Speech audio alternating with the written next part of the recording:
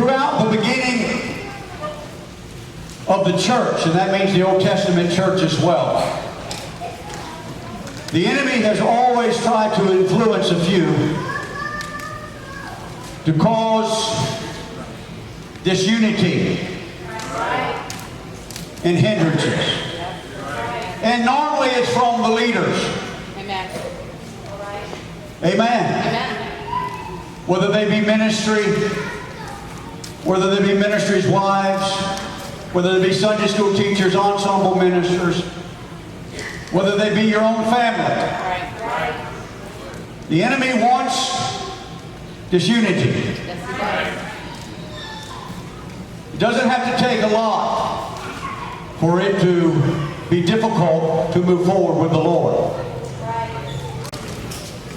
And God saw that the wickedness of man was great in the earth, and that every imagination of the thoughts of his heart was only evil continually. And it repented the Lord that he had made man on the earth, and it grieved him at his heart. And the Lord said, I will destroy man, whom I've created from the face of the earth, both man and beast, and creeping thing, and the fowls of the air, for it repenteth me that I have made them. But Noah found grace in the eyes of the Lord. You may be seated. I have two basic titles this morning. The first one is this: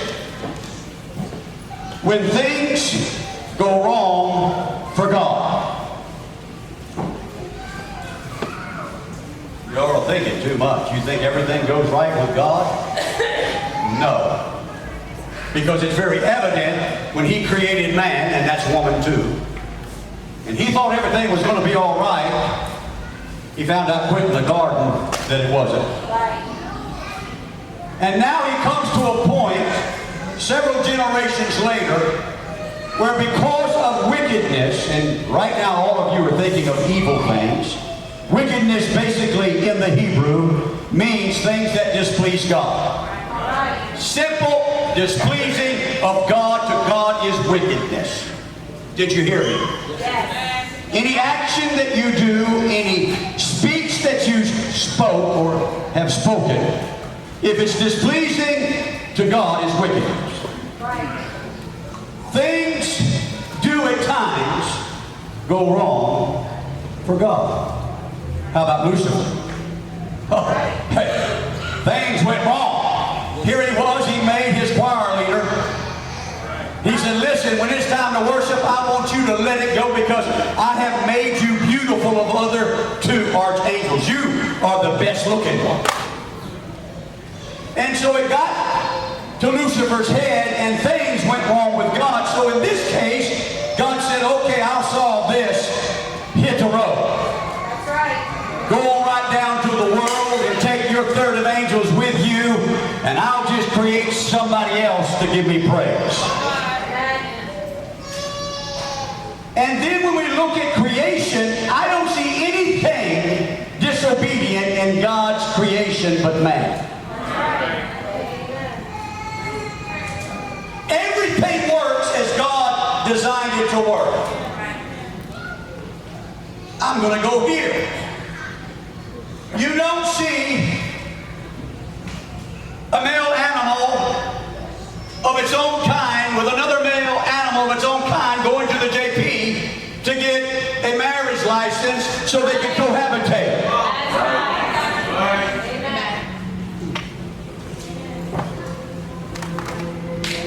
You don't see it.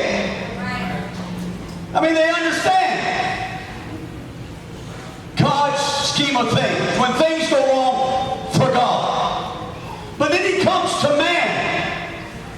And from the beginning, things went wrong. I am so glad that God didn't do what he did to Lucifer. Even though he removed Adam and Eve from paradise, he didn't forsake them. Do you understand the difference here? God began to say, listen,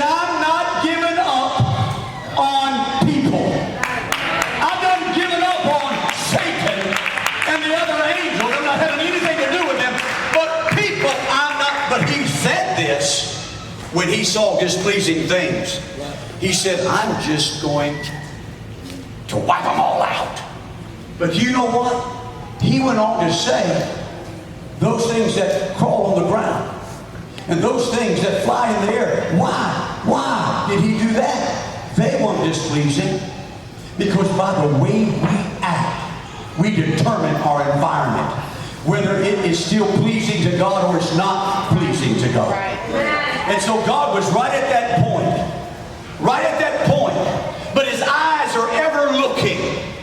Do you understand that one person, just one individual, it wasn't his wife, it wasn't his sons, it wasn't his daughter-in-laws, it was one individual of all the individuals that were on the planet. He said, listen, Noah, you found grace in my sight. Let me give you some of the words here, their definitions, so you can understand what's going on here, if you'll bear with me, please. God said he was grieved, he was displeased, and he was hurt. But Noah found, that means he attained and secured grace, favor, acceptance. I don't know about you, but there's nothing more in my life that I want than acceptance with God. Nothing else matters to me if I don't have that acceptance with God. I mean, really, how could it matter? How could it matter? Think about what I'm saying this morning. Noah obtained, he got to a place, his life, his lifestyle, his thoughts, his speech, God's eye. Woo! Wait a minute, I can't destroy Noah. Noah is doing things right. I'm not going to destroy Noah. Let's look at the word I, could we? We know that God is a spirit. He does not have a physical eye like we have. So what does that mean? It means before him and in his presence. Do you understand that wherever you go, whatever you do, whether I'm there or not, God's presence is there. His eyes are there. He knows what you're doing. He knows what you're thinking.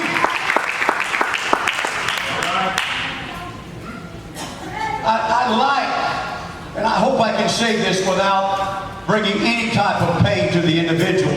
That individual is not here, and I say it with kindness, but there was an individual that I walked up on recently.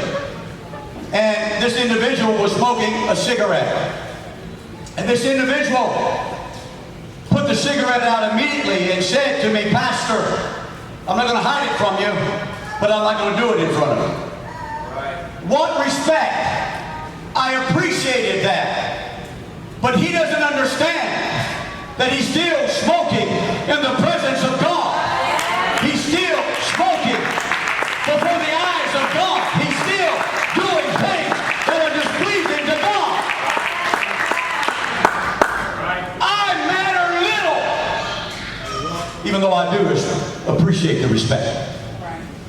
But if you have that kind of respect for me, how much more should you have for God? You can't go anywhere that God is not there. Even if you go to hell, the Bible says God is there. Right. When things go wrong for God, this wasn't the first time. What about the Tower of Babel? What about on the burning bush when Moses was very hesitant? What about the children of Israel? The many times they complained. I could go over and over and over again. What about the people of Israel that never listened and obeyed Jeremiah's preaching? Things went wrong with God over and over and over and over. Not him personally, but his plans, his creation. And things go wrong with you. Oh, yes, they do. And too many Christians are giving up and forgetting that God didn't give up. Too many people are looking for an easier way when God didn't look for an easier way. He didn't change His word. He didn't say my word was too hard. What He did do was, evidently I got to put them in it. I got to get it inside of them. I got to write it on their heart so they'll have an opportunity to keep it. Because if I write it on stone, they can't keep it. But if I can get in their heart, if I can live with them, if I can deal with them, then maybe, just maybe, they'll begin to live for me, and maybe there's some more Noahs. Is there any Noahs in the house? Is there any Noahs in the house? You see, when you give up, when you stop doing what you know to do, you're destroying yourself. And everything that flies around your life, everything that crawls in your life, all your dreams, everything that you're wanting to do, you are destroying yourself.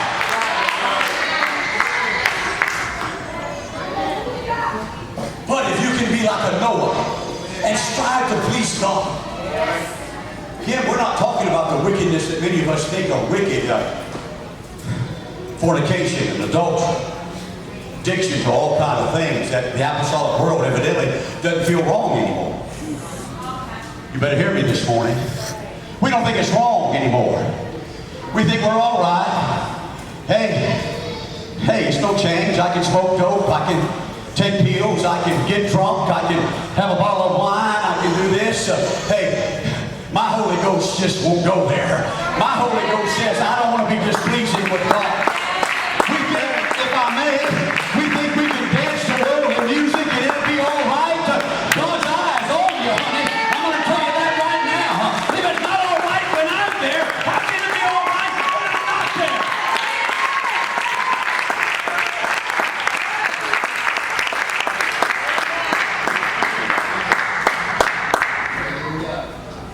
Let me tell you, let me be open and honest and vulnerable before you, can I? If I see my grandchildren or even my daughter, because worldly music gets to you sometimes, doesn't it? Let's be honest, sometimes if you're not careful.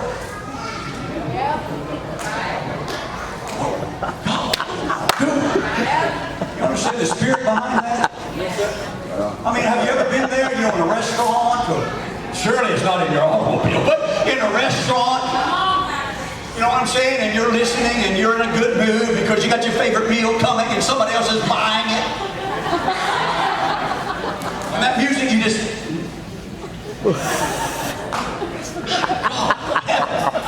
Oh, nobody saw me. God saw me. Thank God He got a hold of me quickly. I'll tell you right now, I'll go to my daughter. I went to her yesterday. I said, you better quit that bobbing. I don't hear no excuse. She didn't do it maliciously. But that's what I'm for. Do you understand me, husbands? That's what you're for. Yes. Hear me, dads? That's what you're for. That's right. I'm telling my grandchildren, we ain't getting down to that. You want to get down? Just get down this morning when we begin to sing about the songs of Zion. You want to dance? Dance here. You want to dance? Don't you dance out there if you ain't dancing here. Let me rephrase that. If you're dancing here, you won't dance out there.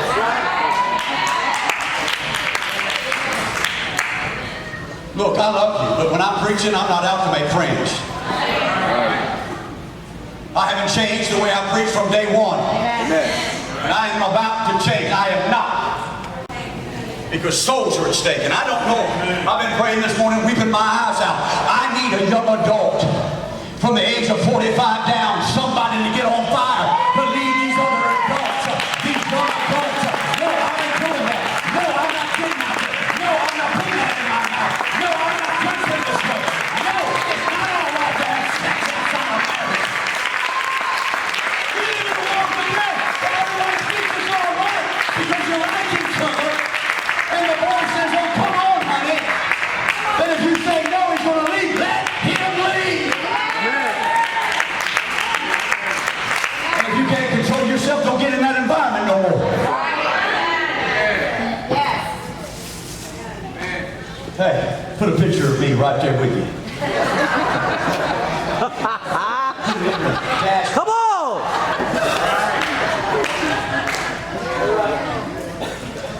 Make a button.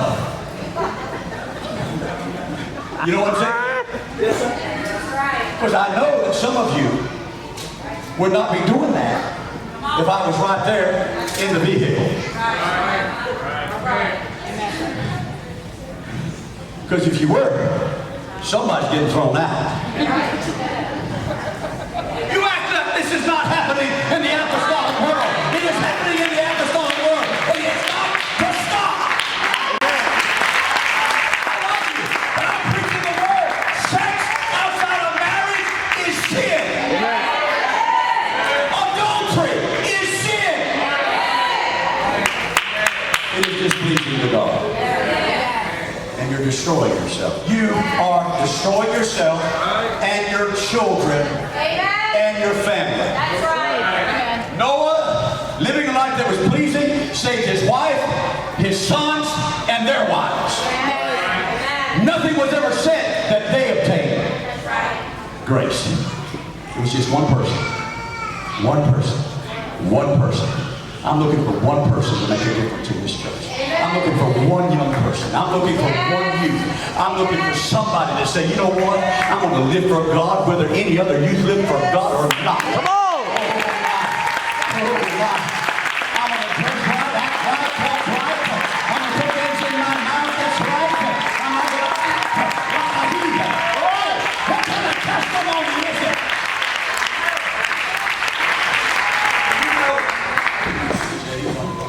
Do you know?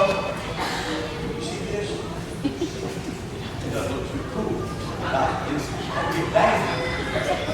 And I do it with Christian music. I do it with, sometimes I get to a place, if you're riding in my truck, you better get some earphones.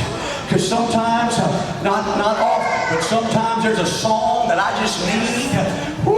And we sang it here before, I forget what it is, but it's a godless song, and I'm just saying, I can't get this thing loud enough. And I hit repeat, and I hit repeat, and I get to sing it, and I get to, woo! I'm dancing, but I'm not dancing on the pavement. I'm dancing in my spirit. There ain't a thing wrong with that, because it's edifying. I said it's edifying, but I'm not going to dance. There's some honky tonk music, some bebop music, some rock music. I'm not going to do it. I love you, but I'm going to tell you right now, I'm watching for your soul, and one day I got to stand before the Lord, and I'm not going to stand there and say, hey, Lord, I know what you told me, and you've been telling me all along, I've been teaching it, but it seems like they're just not listening. I am not going to quit telling you and proclaiming to you the Word of God.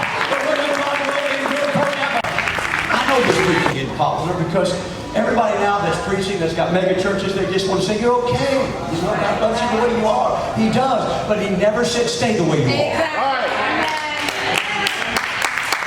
If that was the case, why be born again? If that was the case, there would be no other preachers in Christ. Hallelujah. I know that God's got His work cut out for our young adults and our youth. But you know what? God's able to do it. I said, I get a young adult, I'm telling you, I'll get a young adult to begin to sell out.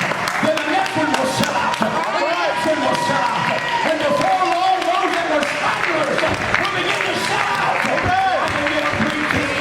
They begin to sell out their life for God. Then I'm going to tell you, we won't have any more pregnancies outside of marriage. We won't have any more shadows. We won't have any more drug addiction. When things go wrong for God, He doesn't give up. He looks for a Noah. Every generation after Noah, there were other Noahs, the spirit of Noah. Sometimes there were more than one. Sometimes there were just one. But He found them. And He used them. In the midst of this unity. Ooh, hallelujah. I'm going to go now to the heart of Paul.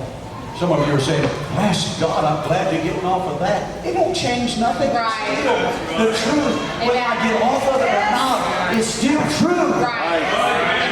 Amen. I want to read now over in 1 Thessalonians chapter number 3, verses 1 through 5. You can just remain seated. It says here, Paul, writing to the church in Thessalonica, he says, wherefore, when we could no longer forbear, that's where I'm at. That's where I'm at. I'm there. I'm going to tell you right now. I'm like a Jeremiah. There's a fire in me. I cannot forbear. What does the word mean? I cannot put a lid on it. I cannot try to cover it up. You're wasting your time. The Word of God will never change. I don't care what generation you live, it's still the same.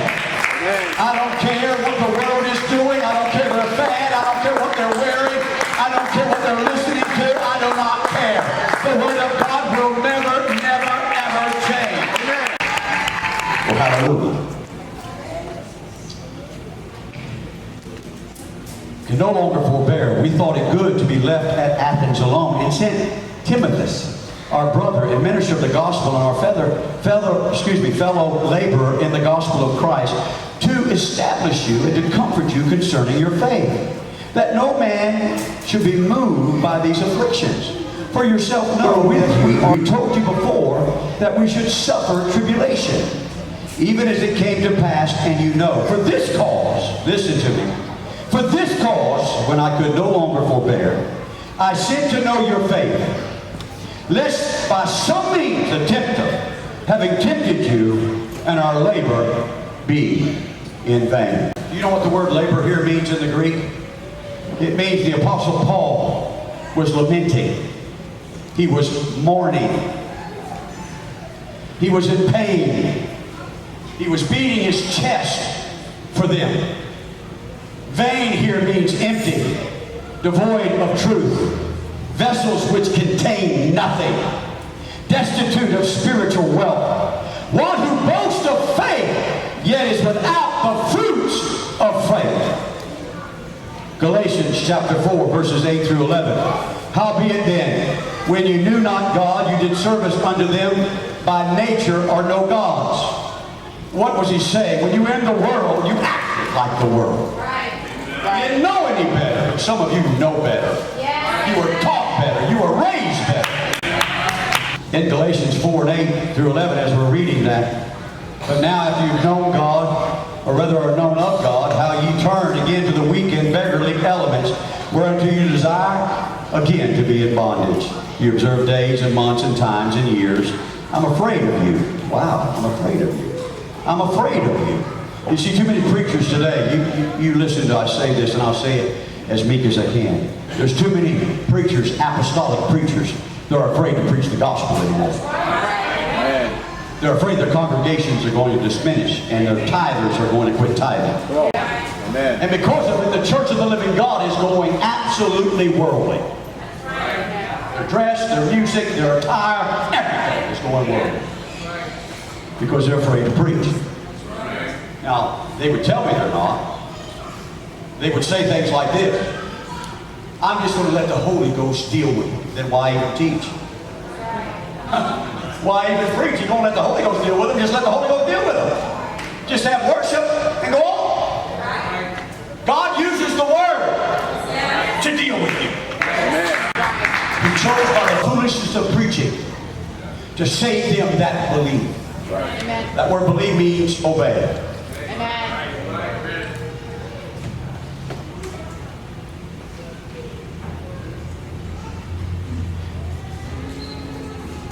Alarm means, afraid means to be alarmed. Vain in this particular context means without effect. The idea of faith. The Apostle Paul, as great as a minister as he was, in this case, in Galatia, where he established the church, felt in his heart he had failed. Because they had turned back to the elements of the world. He was alarmed that they could do that. So he was saying, let me check it out and see if there's any noise. Thank God there was.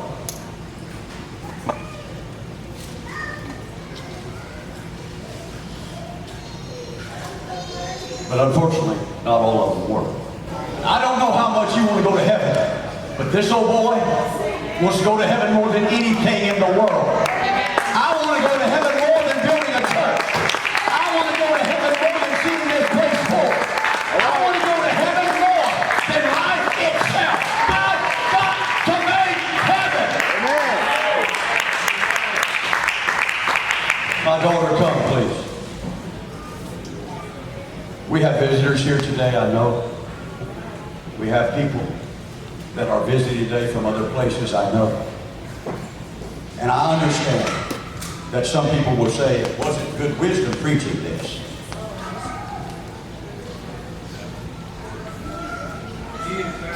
How can I preach something else just so easy? Right. Right. Amen. I have to preach what God lays in my heart to help His people turn from things that are displeasing to them. Amen. Amen. I still believe these things. For some of you that are doubting, I still believe in women's hair that are full of the Holy Ghost now, not those that are not born again, being uncut and untrimmed.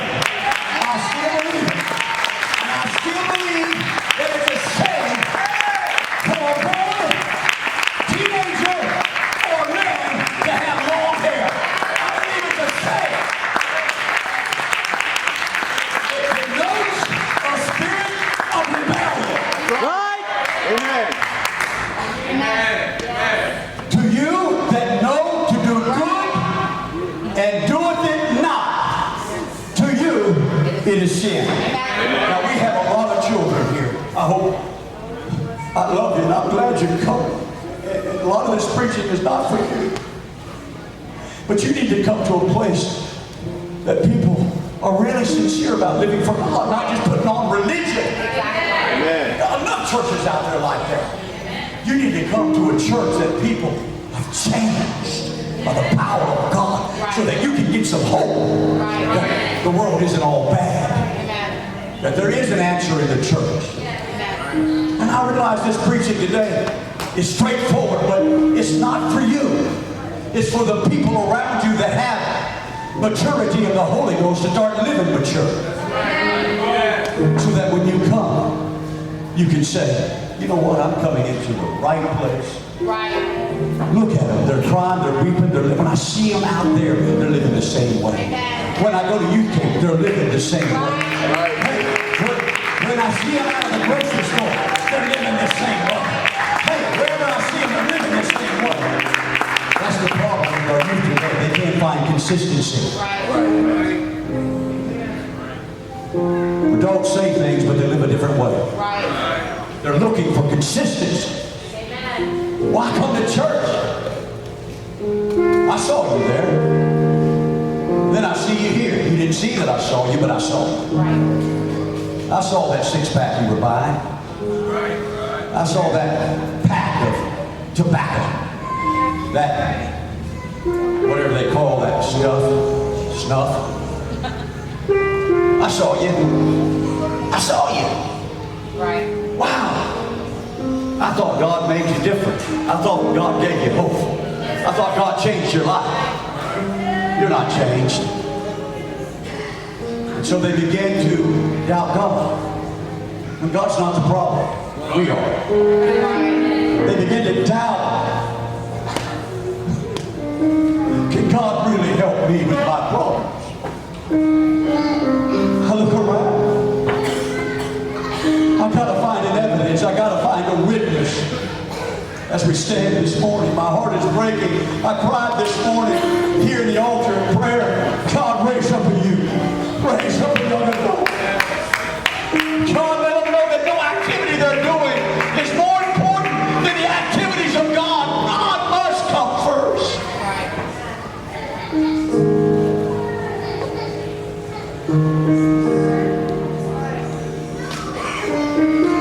When I see these children come, Brother Ocasio, it blesses my heart. They were on my heart today with this message tonight. So help me out in this thing. Love them. Because they're precious in the sight of the Lord. We've already had a few receive the Holy Ghost since they've been coming. Can't we live the life that they expect us to live? That they hear us talking about, that they hear me preaching about? Can't we? Sure we can. We choose to.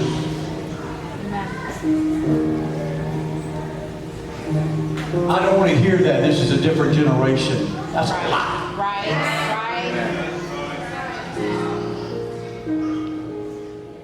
Daughter, I'm through.